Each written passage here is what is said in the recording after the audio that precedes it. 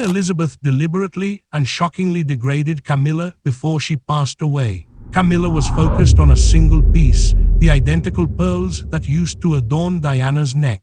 She desired them. She was very explicit about that. The Queen's next action put an end to her cold. In front of Catherine, she put those very pearls around her neck.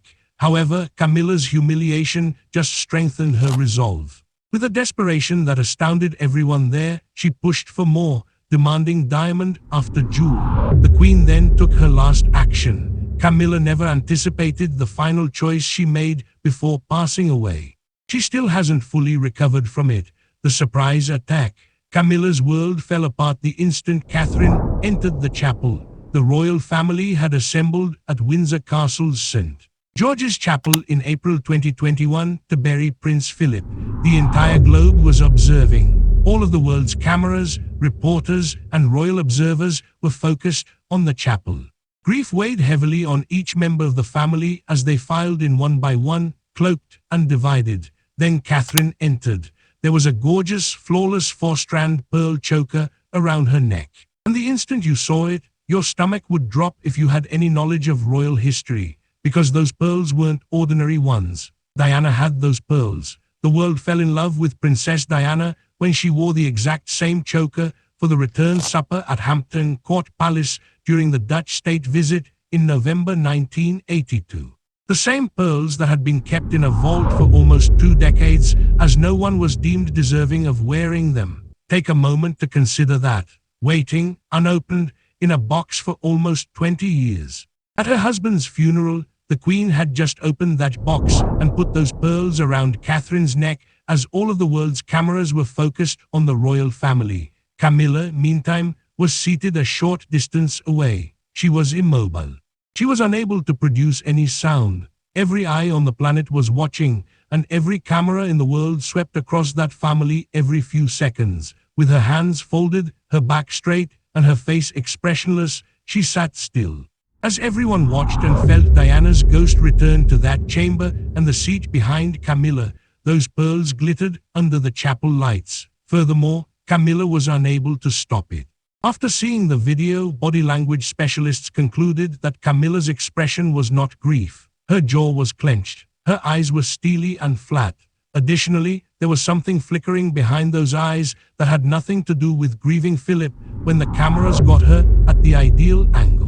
It appeared to be rage. It appeared to be the kind of rage that someone has been holding within for a long time and is now being made to swallow in public. Camilla never once gave Catherine's neck a direct glance. She didn't have to. She was already fully aware of what was in that chair. She was already being destroyed by the knowledge that she already understood exactly what it meant. Every single piece Catherine wore to the funeral was specially approved by Queen Elizabeth II. And with Camilla there at the most viewed royal occasion in years, she had purposefully selected Diana's pearls. That message was icy, exact, and utterly heartbreaking. However, this is what you must comprehend. It was not an unexpected moment in the chapel. For years, the Queen had been carefully and discreetly working toward it, one jewel at a time. And you have to go back to the beginning in order to comprehend what she was actually doing. Back to 2005. When Camilla entered the palace for the first time as Charles's wife and made a move that left the Queen speechless. Camilla was legally entitled to the title of Princess of Wales as soon as she wed Charles. The world still yearned for Diana's title. Additionally, Camilla's group did something genuinely unsettling. Her team reportedly encouraged Camilla to claim the title. Additionally, Camilla was overheard expressing her exact thoughts on the matter. In reality, I am the one present. According to reports, she responded, I am the one beside him. That title is more befitting of me than anyone. The inner circle of the palace was completely taken aback because this was more than just a woman requesting a title. Standing amid the debris of everything Diana had lost and requesting to wear her name, this woman contributed to the dissolution of Diana's marriage. The inner circle of the palace exploded. The Queen's reaction was complete and prompt. The Duchess of Cornwall would be Camilla, nothing more. Diana would not inherit a single syllable of her title, and before it really started, that was the end of it. Camilla wasn't done though. she was now a senior royal. For formal events, she needs jewelry. The royal vault was huge as well. There are centuries worth of rubies, emeralds, pearls, and diamonds waiting to be worn in drawers lined in velvet. There has to be space for her in all of it. Yes, there was. However, Camilla was not yet able to see the lines the Queen was already sketching.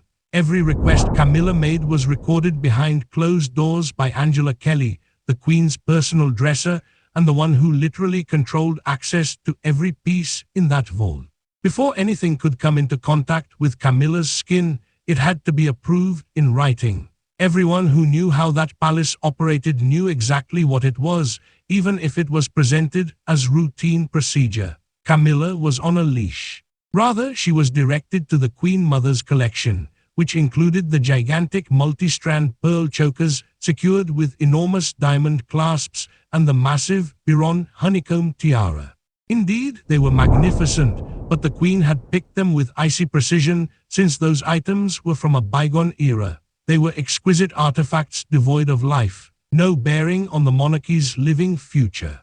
Camilla was being dressed in the past by the Queen, who had no control over the future, and Camilla was completely unaware that it was taking place. Then came 2011. William and Catherine were married.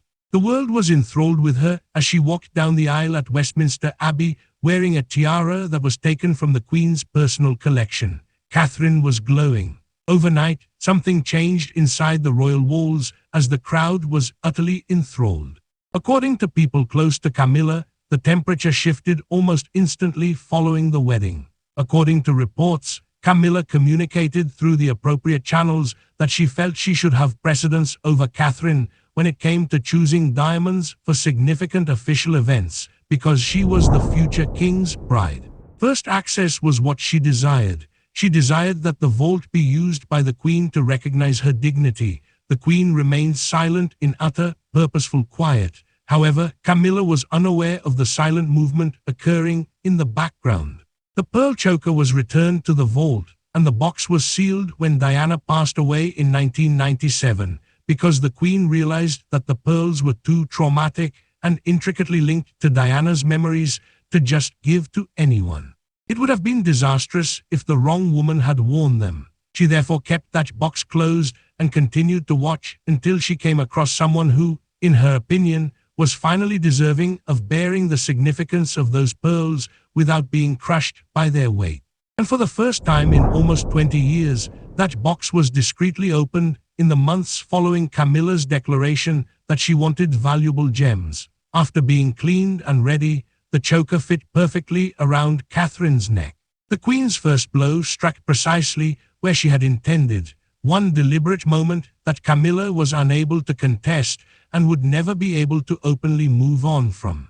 However, the Queen was not merely keeping one piece from Camilla, thus they were only the beginning. She had already given Catherine the entire future of the kingdom, piece by piece, but she was keeping it hidden from her. Did Camilla attempt to retaliate? And when she did, what happened to her? The war in the vault. The Queen never gave Camilla a formal order, never sat her down, and never gave her a face-to-face explanation.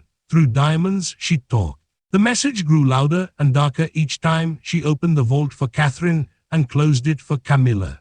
You must first comprehend one thing in order to fully appreciate the gravity of what was taking place inside that vault. The royal jewelry collection is more than just an assortment of pricey accessories.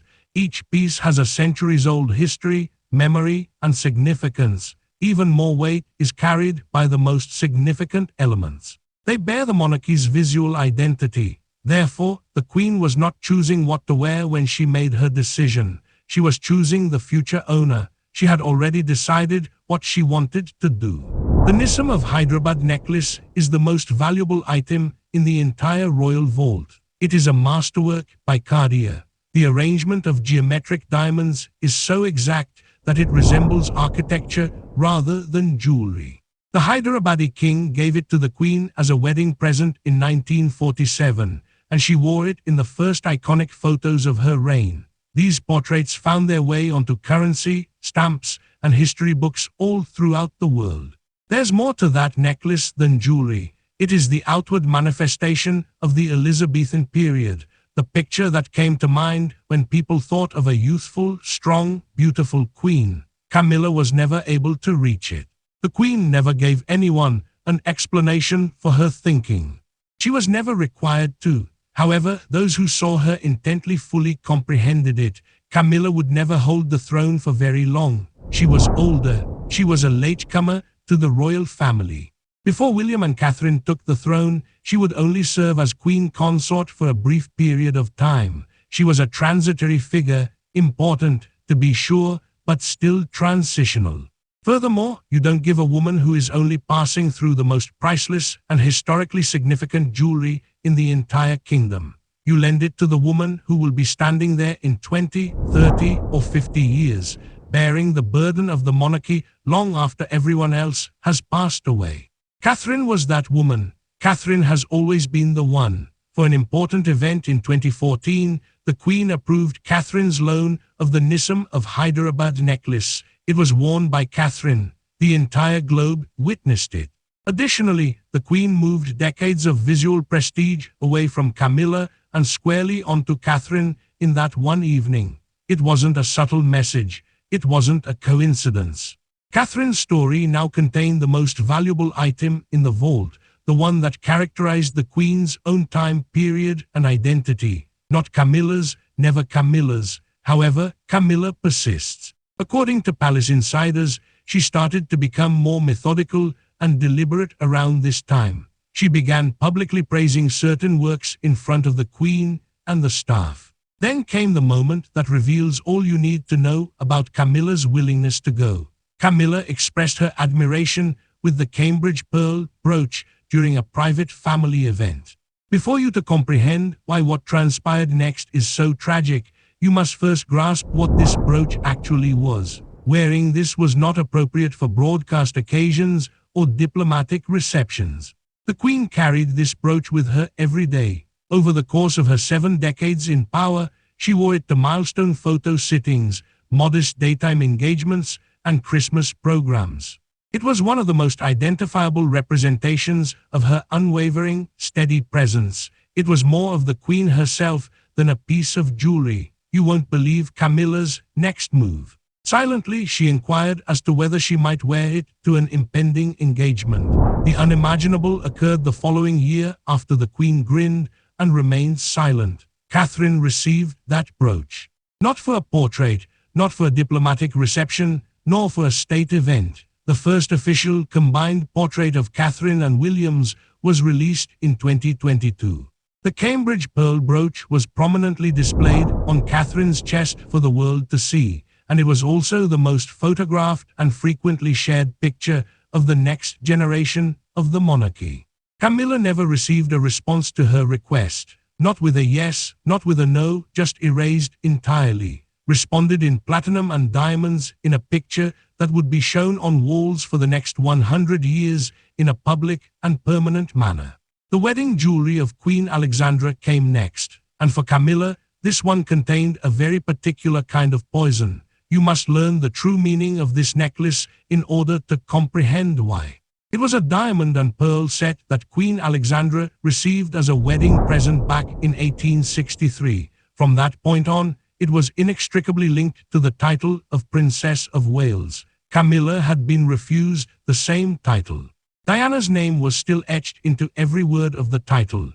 Following the death of Queen Elizabeth, the Queen Mother, in 2002, this necklace was given to her daughter, Queen Elizabeth II, who used it in a very purposeful fashion. Without saying a word, she immediately placed it in the vault. It just vanished behind closed doors while Camilla attended formal reception after formal reception and state banquet after state banquet, year after year. And it wasn't until 2018 that she wore that necklace to a state supper at Buckingham Palace. Camilla was present at the same feast. Take a moment to sit with that. The Princess of Wales title was intimately linked to the necklace. At a formal official event in the same room as Camilla, Catherine, the real Princess of Wales, refused to wear the title Camilla. That evening, the Queen didn't have to utter a thing.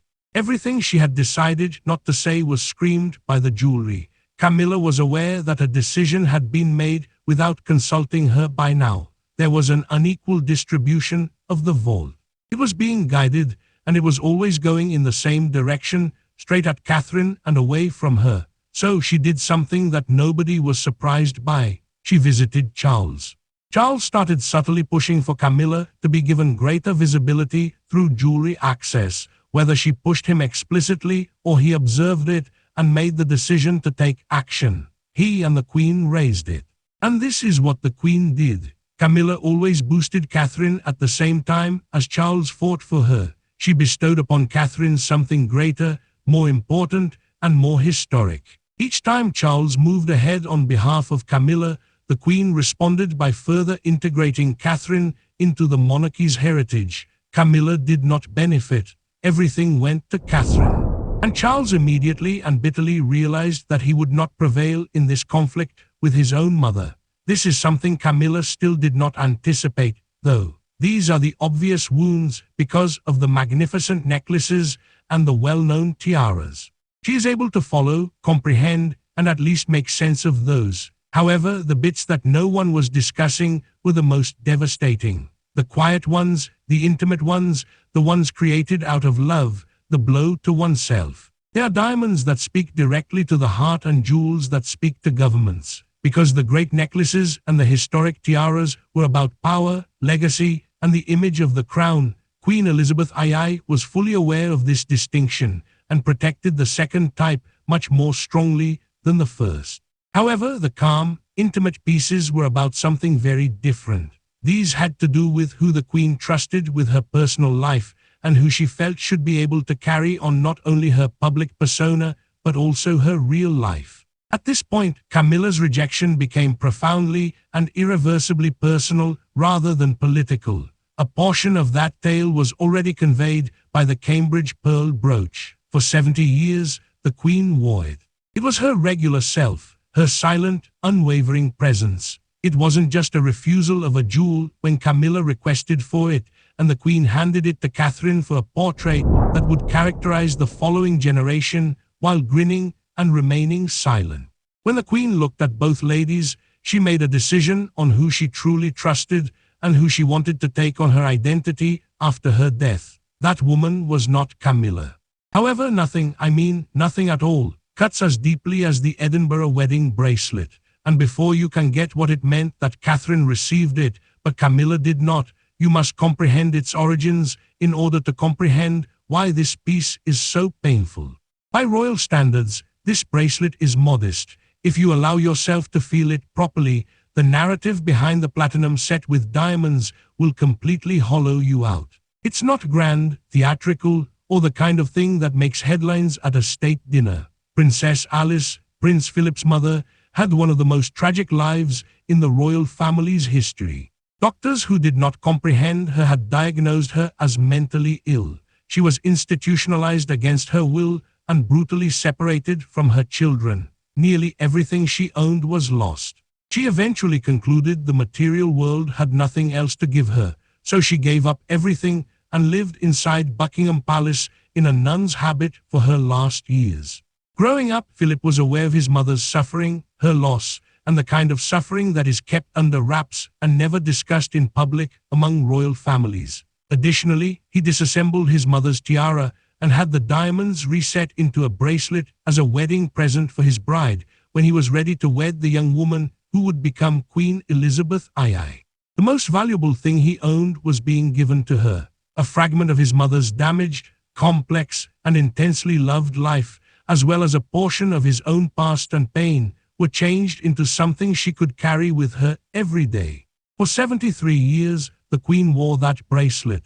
Additionally, she handed it to Catherine rather than Camilla when she eventually made the decision to share it.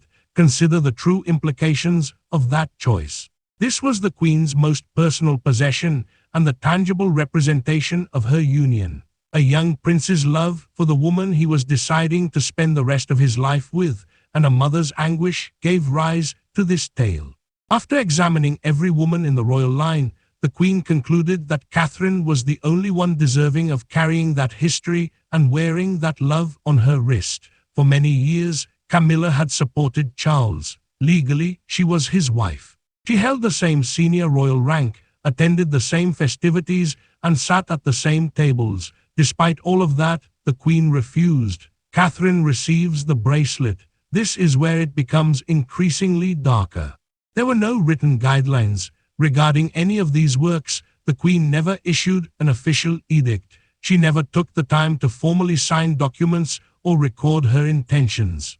Access to the vault was controlled by Angela Kelly, and everyone inside those royal walls knew some things without ever having to say them out. Catherine's assigned pieces were known.